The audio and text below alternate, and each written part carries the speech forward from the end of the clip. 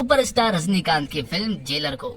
तो वीडियो को शुरू करते हैं, और अगर वीडियो अच्छा लगे तो वीडियो को लाइक जरूर कीजिएगा और इसी तरह के वीडियोस पाने के लिए आप हमारे चैनल को सब्सक्राइब भी कीजिएगा। तो फिल्म की कहानी शुरू होती है वर्मा नाम के एक बहुत बड़े गैंगस्टर से, जो कि भगवान की प्राचीन वस्तुएं और मूर्तियों की तस्करी करता है। वर्मा एक ऐसा गैंगस्टर है जिसका शहर में बहुत खतरनाक खौफ है। उसके अंडर में बहुत सारे लोग काम भी करते हैं और वर्मा अपने ही लोगों को छोटी छोटी गलतियों पर बेरहमी से मार भी देता है। उसे बस अपने धंधे से मतलब है, बाकी वो किसी और पर विश्वास बिल्कुल भी नहीं करता है। जिसके बाद कहानी शिफ्ट होती है फिल्म के लीड कैरेक्टर मतलब रजनीकांत पर, जिनका फिल्म में नाम मुथुवेल पांड्यन उर्फ मुथु है। तो मुथु अपनी फैमिली के साथ रहता है और उसकी फैमिली में उसकी पत्नी के साथ साथ उसका बेटा अर्जुन, जो कि एक बहुत बड़ा ऑफिसर है, और उन्हीं के घर में अर्जुन की पत्नी और उसका एक छोटा सा बेटा भी रहता है, जिससे मुथु को बहुत ज्यादा लगाव है। हमेशा वो उसके साथ खेलते रहते हैं। और बात करें मुथु की, तो मुथु जेलर की नौकरी से रिटायर्ड होने के बाद अपने परिवार के साथ शांति से साधारण जीवन जी रहे हैं। वो घर के आसपास के छोटे मोटे काम करते हैं, जैसे दुकान से राशन लाना,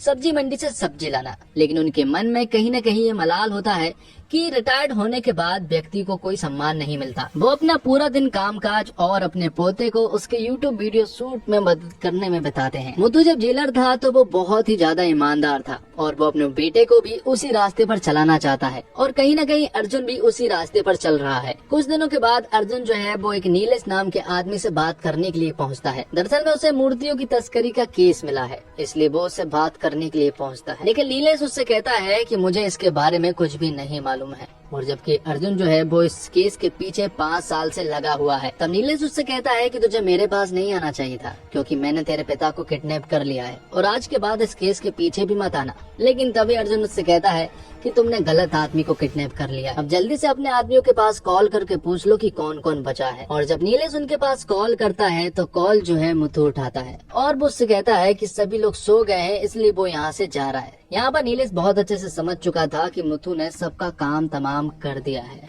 और यहाँ पर अब अर्जुन को भी बहुत खतरनाक गुस्सा आ चुका था, इसलिए वो यहाँ पर नीलेश को 3rd डिग्री देना शुरू कर देता है और मूर्तियों के बारे में पता करना शुरू कर देता है। अब आगे मुथु को देखते हैं, जो कि अपने बेटे अर्जुन को हमेशा कुछ न कुछ अच्छी सीख देता ही रहता है और हमेशा ईमानदार रहने को कहता है। तो अर्जुन भी उनकी बात को अच्छे गौर से सुनता है और उनकी बताई हुई बातों को फॉलो करता है। जिसके बाद हम देखते हैं कि मुथु जो है वो एक दिन सब्जी मार्केट से वापस लौट रहा था। तभी अचानक से एक पांडु नाम का आदमी जो है वो उन्हें कार से बचाता है और कहता है कि अगली बार मेरे कार के सामने आया तो वो उसे ठोक देगा। अब कुछ दिनों के बाद यहाँ पर मुथु को मालूम चलता है कि उनका बेटा अर्जुन गायब है। वो कल रात से घर पर नहीं आया है। उन्हें ऐसा लगता है कि शायद अर्जुन किसी जरूरी काम से बाहर गया होगा, इसलिए वो शायद घर पर नहीं आया। लेकिन यहाँ पर कुछ दिन बीत जाते हैं और मुथु को ये कंफर्म हो जाता है कि कुछ न कुछ तो जरूर गड़बड़ है, इसलिए वो सबसे पहले नीलेश के पास जाने का फैसला करते हैं। बाहर उन्हें पांडु दिखाई पड़ता है तो वो उससे लिफ्ट लेते हैं और तुरंत ही नीलेश के घर पर पहुंच जाते हैं।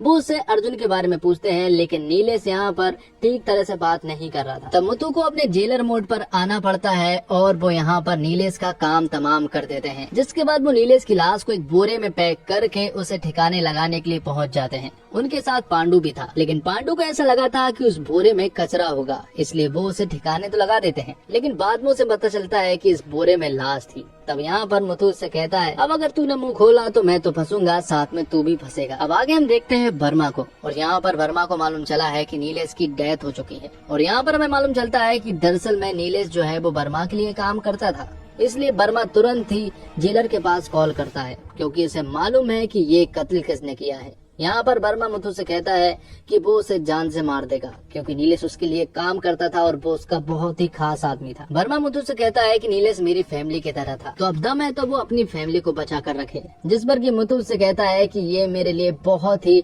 मामूली बात है। तो अब मुथु जो है वो टेंशन में आ जाते हैं, इस बात को लेकर नहीं कि यहाँ पर वर्मा उनके ऊपर अटैक करने वाला है, बल्कि इस बात को लेकर कि अर्जुन जिंदा है या फिर उसकी किसी ने जान ले ली। जिसके बाद मुथु बाहर देखता है कि उसके बाहर कुछ लोग घूम रहे हैं। तब यहाँ पर मुथु उनके पीछे पीछे जाता है और बीच रास्ते में उन दोनों आदमियों का काम तमाम कर देता है। वर्मा को भी ये खबर लग चुकी थी कि जो 2 आदमियों को मैंने जेलर के पीछे भेजे थे वो वापस नहीं लौटे। तब अगले दिन वो फिर से उनके पीछे एक तलवार लिए हुए आदमी को भेजता है और उसके पोते को मारने के लिए कहता है। लेकिन यहाँ पर भी जेलर जो है वो उसके पोते को बचा लेते हैं क्योंकि वो इन कामों में बहुत ज्यादा एक्सपर्ट है। लेकिन जेलर जो है वो बहुत अच्छे से समझ चुके थे कि वर्मा जो है वो उनका इतने आसानी से तो पीछा नहीं छोड़ने वाले, इसलिए वो एक यहाँ पर प्लान बनाते हैं और तुरंत एक साइकाइट्रिस्ट के पास पहुंच जाते हैं और इस डॉक्टर से अकेले मिलने के बाद वो उससे कहते हैं कि तुम्हें मेरी फैमिली को बताना होगा कि मैं थोड़ा पागल सा हो गया हूँ, जिस वजह से मैं लोगों को मार भी सकता हूँ और मेरा इलाज जो है वो यहीं पर चलने वाला है, इसलिए तुम्हें मेरी पूरी फैमिली को प्रोटेक्ट करके रखना है।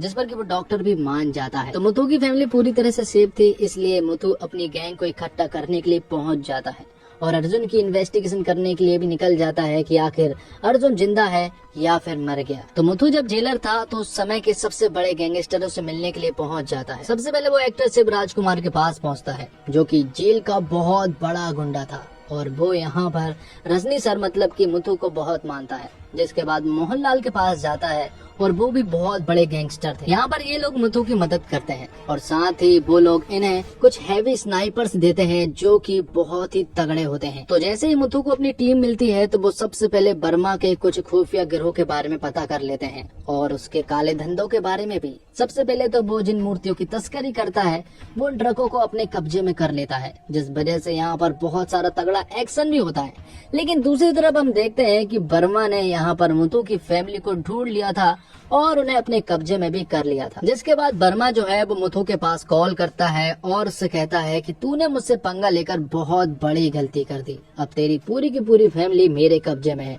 और मैं उन्हें बस मारने वाला हूँ।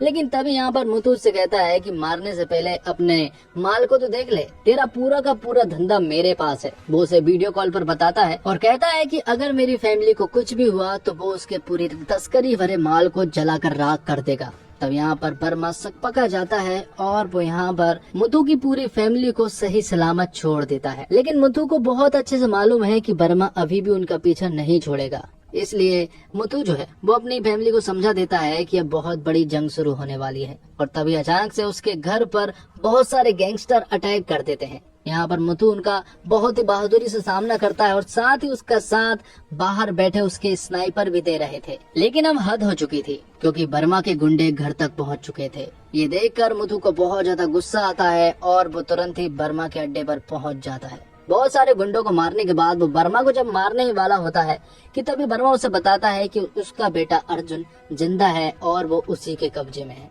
तब यहाँ पर मुथु रुक जाता है। वर्मा उससे कहता है कि मैं तुम्हारे बेटे को आसानी से छोड़ दूंगा, लेकिन उसे भी मेरे लिए एक आसान काम करना होगा। तुम्हें एक हीरे से जड़े हुए ताज को मेरे पास लाना है, जहाँ पर पहुँचना बहुत मुश्किल है, और अगर तुमने ये काम कर दिया तो मैं तुम्हारे बेटे को बिल्कुल सही सलामत छोड़ दूंगा। तो मुथु इसे चुराने की प्लानिंग करने लगता है और इस ताज के बारे में कुछ फिल्म मेकर को बहुत अच्छे से मालूम है और इस ताज को एक हाईटेक जगह पर रखा गया है, इसलिए वो लोग वहाँ पर फिल्म की शूटिंग करने का प्लान बनाने लगते हैं। तो मुथु यहाँ पर उसे चुराने का एक तगड़ा प्लान बना रहे होते हैं। दूसरी तरफ वर्मा जो है वो इस काम को पूरा होते ही मुथु को मारने का प्लान बनाता है, इसलिए वो एक बहुत बड़े गैंगस्टर के पास कॉल करता है जो कि कोई और नहीं बल्कि जैकी श्रॉफ होते हैं।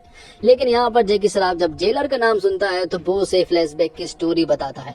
वो उससे कहता है कि जेलर में बहुत बड़े बड़े गैंगस्टर थे, लेकिन जब जेलर की एंट्री होती थी ना तो पूरे के पूरे गैंगस्टर किसी भीगी बिल्ली की तरह कोना पकड़कर बैठ जाया करते थे। इसलिए तेरी भलाई इसी में है कि तू जेलर का पीछा छोड़ दे। तो मुथु ने इस ताज को चुरा लिया था और वो उस ताज को वर्मा के हवाले कर देते हैं और वर्मा इसके बदले में उसके बेटे अर्जुन को छोड़ देता है और मुथु अपने बेटे अर्जुन को अपने साथ ले जा लेता है। और फिर कुछ दिनों के बाद अर्जुन जो है वो वापस वर्मा के पास जाता है और यहाँ पर हमें मालूम चलता है कि दरअसल में वर्मा और अर्जुन की ये बहुत दिनों से प्लानिंग थी, क्योंकि उन्हें अच्छे से मालूम था कि इस ताज को वो खुद तो अपने कब्जे में नहीं कर सकते थे, इसे सिर्फ मुथु ही वहाँ से निकाल सकता था। लेकिन हाल ही में वर्मा को मालूम चला है कि ये ताज नकली है, तो इसलिए वर्मा को ऐसा लगा कि शायद अर्जुन ने उन्हें धोखा दिया है, इसलिए वो उसे मारने लगते हैं। लेकिन तभी यहाँ पर सही टाइम पे एंट्री हो जाती है मुथु उर्फ जेलर की। यहाँ पर वो आते से ही धूम धड़ाका शुरू कर देते हैं और वर्मा के सारे लोगों को साथ साथ वर्मा को खत्म करके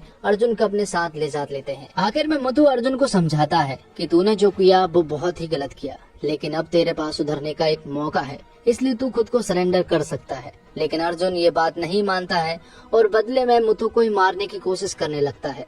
तब पीछे से उसके कुछ स्नाइपर्स यहाँ पर अर्जुन को मार गिराते हैं। तो फिर चाहे बेटा हो या फिर कोई और हो, लेकिन एक जेलर के कानून सब पर लागू होते हैं। और इसी के साथ ये फिल्म यहीं पर खत्म होती है।